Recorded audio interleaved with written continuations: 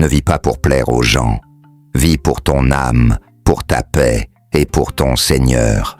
Combien de fois as-tu changé qui tu es, juste pour être accepté?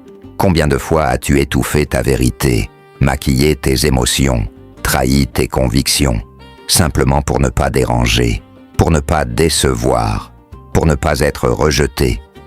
On grandit souvent avec cette idée silencieuse mais lourde.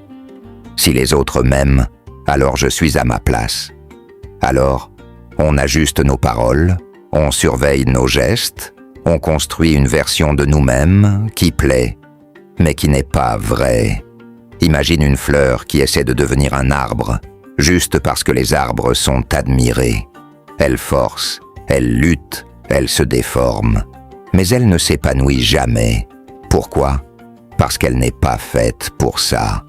Elle est née pour être une fleur, et dans sa nature, dans sa vérité, dans sa simplicité, elle est déjà parfaite.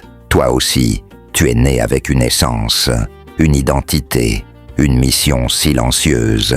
Mais à force de vouloir plaire au regard, tu t'éloignes de ton propre chemin.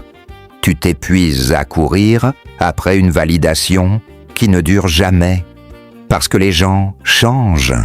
Leurs opinions changent. Aujourd'hui, ils t'applaudissent. Demain, ils te critiquent. Si tu vis pour eux, tu deviens prisonnier de quelque chose d'instable. Mais ton âme, elle, ne ment jamais. Elle te parle dans le silence. Elle te guide quand tout devient flou. Elle te rappelle qui tu es vraiment, même quand le monde essaie de te transformer.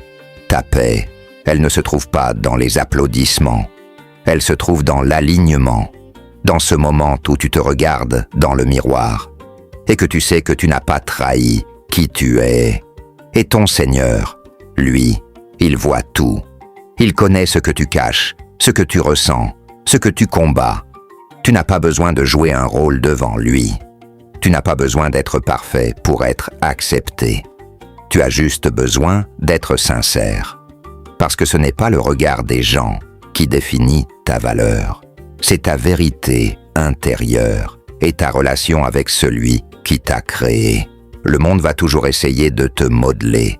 Il va te dire comment parler, comment penser, comment vivre. Mais si tu passes ta vie à écouter ces voix, tu finiras par ne plus entendre la tienne. Alors pose-toi cette question. Pour qui est-ce que je vis vraiment? Si ta réponse dépend des autres, alors il est temps de te retrouver. Commence petit. Apprends à dire non sans culpabilité. Apprends à être seul sans te sentir vide. Apprends à faire des choix qui nourrissent ton cœur, pas ton image. Parce que chaque fois que tu choisis ta paix plutôt que l'approbation, tu gagnes en liberté. Et cette liberté, elle est précieuse. Elle te permet de respirer, de créer, d'aimer sans peur. Elle te permet d'avancer avec confiance, même si personne ne comprend ton chemin. Tu n'as pas été créé pour être une copie. Tu n'as pas été envoyé ici pour satisfaire les attentes des autres. Tu as été créé avec une âme unique, une voix unique, une mission unique. Alors protège-la. Ne la vends pas pour quelques compliments. Ne la brade pas pour éviter des critiques. Ne la cache pas pour entrer dans un moule qui n'est pas le tien. Vis pour ton âme. Nourris-la de vérité, de silence, de sens. Vis pour ta paix. Choisis ce qui te calme, ce qui t'élève, ce qui te rapproche de l'essentiel. Et vis pour ton Seigneur. Parce qu'au final, ce n'est pas ce que les gens pensent de toi qui comptera, mais ce que tu es devenu en profondeur.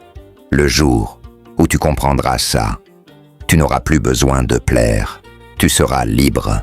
Et cette liberté, personne ne pourra te l'enlever. Ne vis pas pour plaire aux gens, vis pour ton âme, pour ta paix et pour ton Seigneur.